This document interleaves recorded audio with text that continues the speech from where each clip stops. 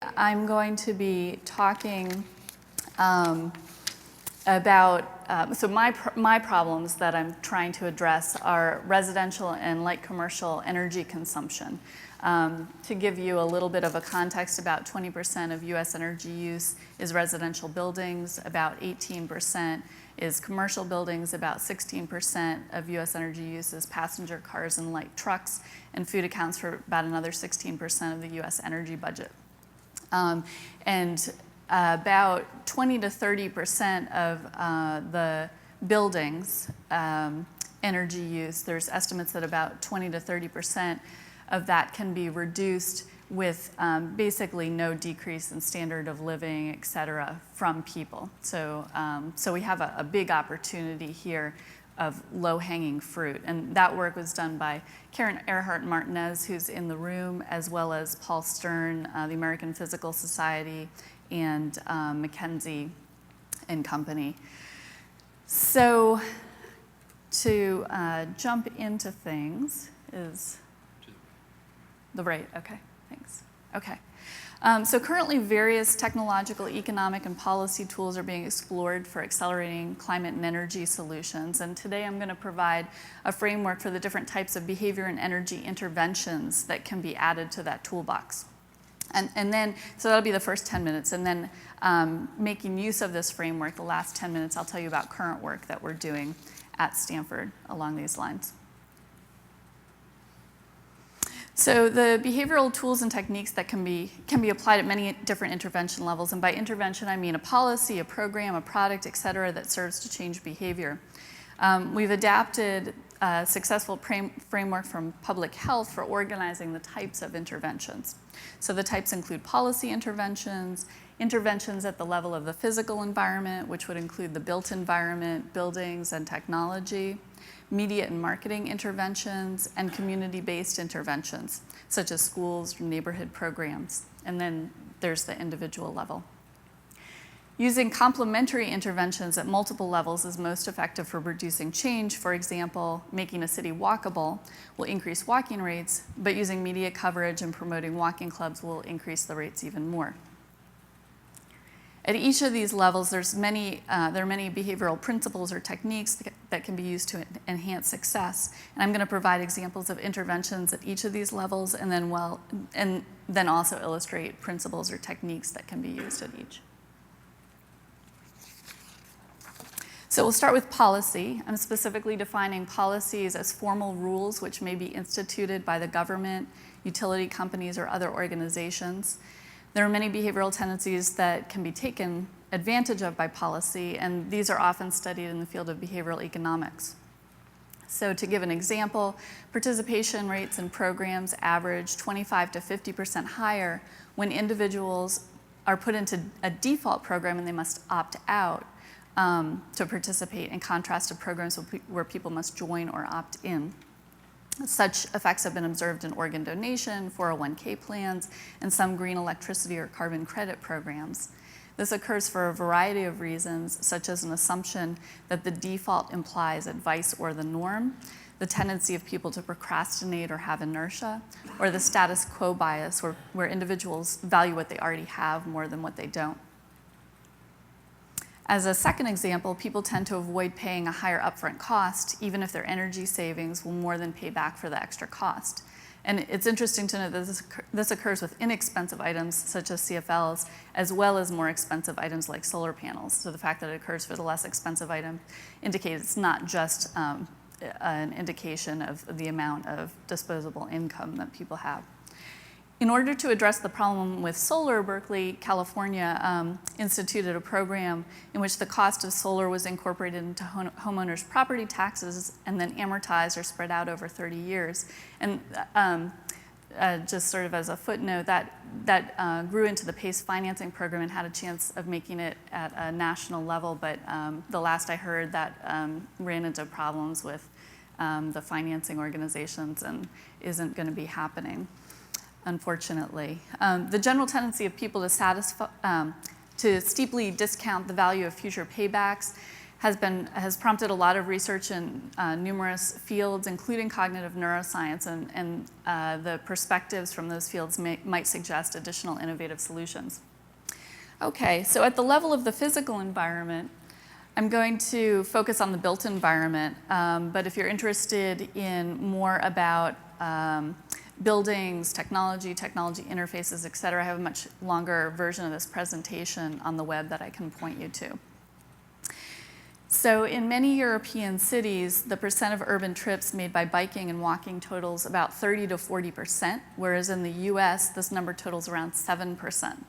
Many European cities have refined practices for decades to achieve these rates. So how are these rates achieved? Well, we'll look at an example of Munster, Germany, which received the most livable city in the world award a few years ago, and can boast that 35% of all of their vehicle trips are made by bike. So they accomplished this in several ways. The first was through infrastructure, special bike lanes and promenades, special rules for cars on residential streets give priority to bikes, ordinances requiring the inclusion of bike parking facilities. And it's interesting to note that many of these tools that they used don't require costly changes to the physical infrastructure of the city, but instead operate based on zoning and ordinances and then implementation of signs and painting, et cetera. They also have a lot of safety programs, cycling education, mobile repair service, bike police, et cetera.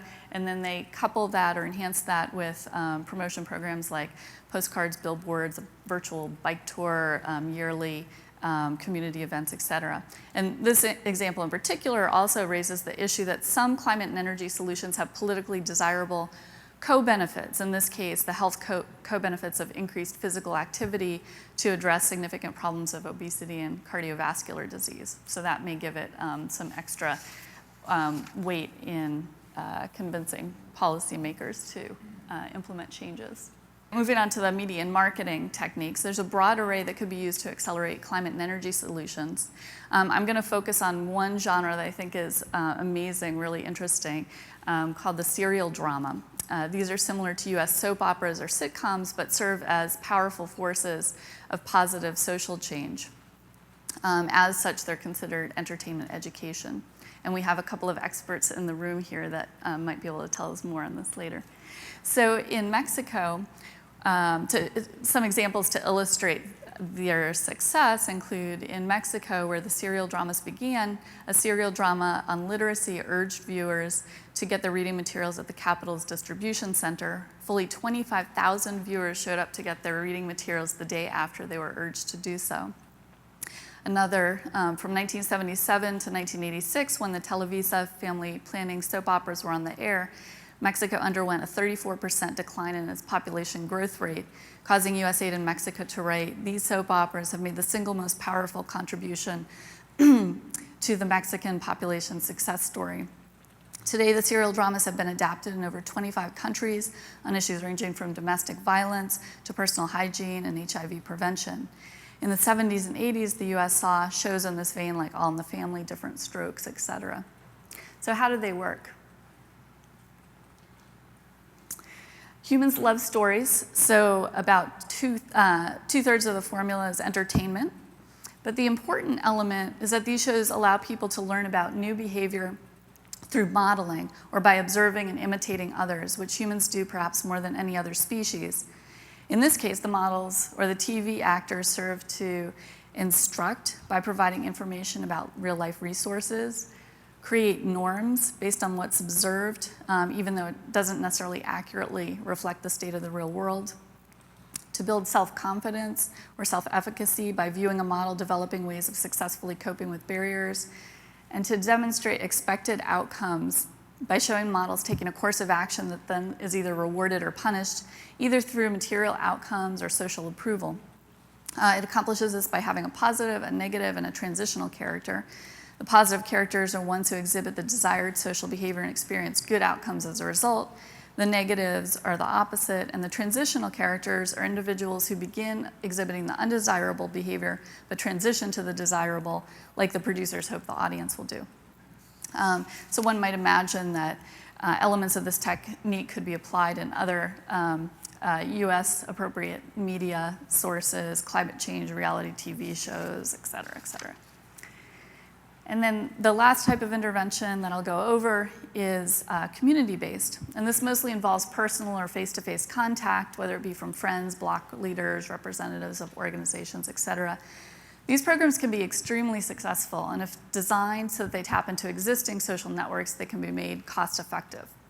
So one classic example of a very successful program that was implemented as an experiment is the Hood River Weatherizing Project, undertaken in the late 80s by NRDC and the Pacific Northwest's largest utility suppliers.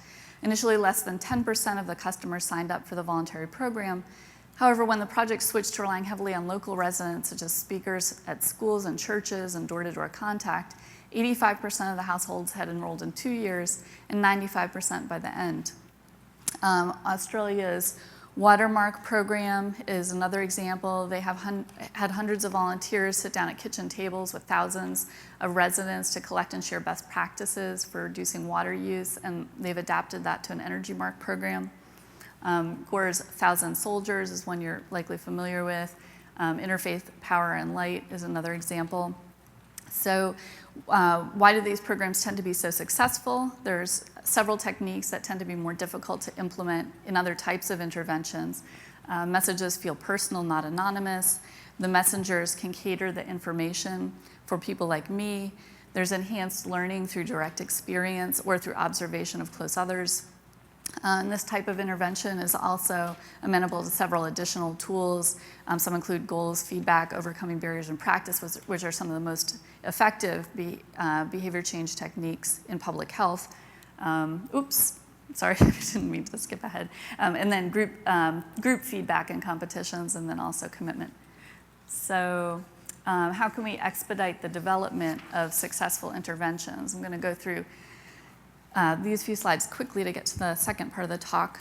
First, there's the application of behavioral techniques and theories, like I mentioned and highlighted in this talk. And these can be adapted from a number of behavioral science disciplines. There's more than I even put on the slide, but you can read through these later. There's also a web address at the end, at the bottom of the slide, where we have foundational readings from many of these areas, as well as a bibliographic database. Design is potentially another area, so the design of products and services that are novel energy reducing products and services. And I'm happy to talk more about that later too. We have a project related to that. And then the third approach that I think could be really useful is diffusion of innovation. As a brief overview, there's 3 classes of variables that are relevant to how quickly an innovation, such as an idea, behavior, or a technology diffuses. These include characteristics of people, and you can map out diffusion curves and more strategically target groups of people so that they'll make efficient use of the dollars that you have to get it to spread through a population. The second features characteristics of networks, so you can tap into different types of diffusion channels. And then third is the characteristics of the innovations themselves. And again, I'm happy to talk more about that if there's questions or interest. So in summary, if we want to realize the energy efficiency gains that are possible, it will take acknowledging that the problem is an intervention design failure, not a people failure, and working to fix this. Now I'm going to talk a little bit about the grant that we've received, and it builds upon this framework of multiple types of interventions. Our initiative has 20 different projects across 10 different departments at Stanford, ranging from engineering and business to psychology and School of Medicine, et cetera. Okay, so our effort attempts to address 2 problems. One is that billions are being spent to produce a smart infrastructure, yet the energy savings potential of this infrastructure, without careful consideration of the human element, will not reach its full potential. And then the second problem is that energy efficiency is difficult. Figuring out how and what to do is difficult and boring. So how can we address both of these issues? How can we leverage smart infrastructure to maximize energy savings? So we think that at least part of the solution is that a smart infrastructure enables quantification, which in turn enables ways to reduce energy use. For one, it enables diagnostics or personalized recommendations so that people aren't left guessing what they should do. Second, quantification enables a variety of behavioral techniques that were difficult to implement before. For example, feedback, incentives, markets, competitions, data visualization, et cetera. And then third, quantification allows us to create the best programs with unprecedented speed, ease, cost, and scale through objective evaluation of program energy savings. And once we evaluate a program using the technological framework I'll describe shortly, then we can iterate quickly on these programs to hone in on best practices. Okay, so we call this our transformation ecosystem. And how can we achieve these and other benefits? So we're at a unique point in history and have an enormous opportunity on our hands. And this is because wireless sensors such as smart meters, home area networks, gas, transportation, hot water sensors, and even health sensors are becoming pervasive, in part because the cost is coming down and also because stimulus package funds are going towards the deployment of smart meters, et cetera. So this is going to happen whether we leverage it or not. These sensors enable quantification of energy information. And then we also have web-enabled devices that are now pervasive. This means web-enabled computers, phones can deliver programs to individuals to reduce their energy use. In the middle, we have Stanford's ARPA-E engine, which links the pervasive sensors and the web-enabled devices to deliver the benefits that I mentioned on the previous slide, specifically diagnostics, enhancement of behavioral programs, and then significantly improved evaluation, plus others. So to walk you through the diagram, on the left is the energy use data collected by sensors, processed by our transformation engine, presented to individuals depicted on the right, who we anticipate will alter energy use, et cetera. Our transformation engine, the Stanford engine is composed of a technology platform in red, which includes sensor and networking improvements, a database analytics. On top of that lives our programs or interventions in green. We have multiple foundational projects that feed into those programs, for example, comprehensive lists of energy actions that people can take, segmentation studies, et cetera. And then the programs themselves include what I covered in the first part of the talk, media, policy, and community programs. And then in addition, we have in blue on the right modeling projects which evaluate the data from all of the programs and perhaps others outside of Stanford to draw inferences about which programs and techniques are most effective in order to inform future policy and work. So I'm going to give one or two sentences about a small subset of the projects just to give you a feeling. One of our 20 projects is an energy services platform that enables many of the other projects. The platform includes a presentation layer, such as website, smartphone interfaces, et cetera, a services layer that allows for participant registration and assignment to experimental conditions, web collectors to collect smart meter data, statistics and analytics services, and then at the bottom is the storage layer for various types of databases. A second project develops disaggregation algorithms, and these take whole home data, like that from smart meters, and break the signal down into appliance-specific information using statistical techniques. This obviously reduces the cost and the effort of people to get the finer resolution data. So it helps people determine where their energy is being used and when, and then this information can automatically be followed up with personalized recommendations on what actions to take and how to do them, and can channel people to specific programs. As far as examples of the programs go, or interventions, this is an example of a media program. This is an online game that takes in real-world energy use data and converts that to points in the game. You can also race around the house depicted on the right, and the goal is to achieve the goals of the characters in the game, which are similar to goals that you might try to achieve in your own household, but doing those while using the smallest amount of energy use possible. And it's interesting, going through the game, you begin forming habits just through repetition, through the motivation of the points, encourages you to do the behaviors, and then the repetition, it translates into your real world actions. You can also compete with your friends through Facebook Connect, et cetera. Another example of a program that's more policy-oriented is the Smart Monetary Incentives Program. It takes advantage of behavioral economic principles to motivate people to shift energy use during, from peak hours to off-peak hours. Specifically, dollars that could be saved by utilities by getting folks to shift are put into a pot. And rather than distributing these very small amounts of money to anyone who shifts, people get points in a lottery like set up to increase their chances at winning a larger portion of the pot. And this has been experimentally shown a number of times. The chance at a larger amount is much more motivating than at a small fixed reward. That's it. How big can you bet? Like how much can you bet? In the lottery that we're setting up, I think it's $1,000 every 2 weeks or every month. Professor Balaji, who's leading the project, has done it in India for transportation. And I think the amount that they used was actually a lot less than that, but I think he's thinking about around $1,000 in the US markets to start playing around with. Regarding a community program, we're developing a Girl Scout program that teaches girls about sensors and how to reduce energy use. The Girl Scouts have very high penetration, both in terms of its membership and of the community members it touches. Some back-of-the-envelope calculations suggest that the Girl Scouts sell cookies to about 40% of the American public, so it may be a pretty good diffusion channel. At the bottom, you can see the badges that we created for our program. And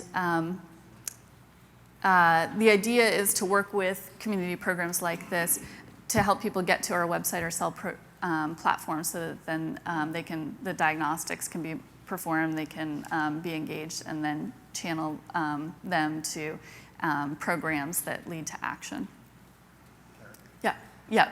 This was the, so I can probably skip this because I just indicated the flow that we're trying to use from the community programs to the platform and the action channels. And then this is just a summary slide of the benefits of the platform. And I won't go through them, but just to sum up, I think this Stanford RBE initiative is a nice illustration of how the different types of programs or interventions can be woven together to create more than a sum of its parts to result in energy savings.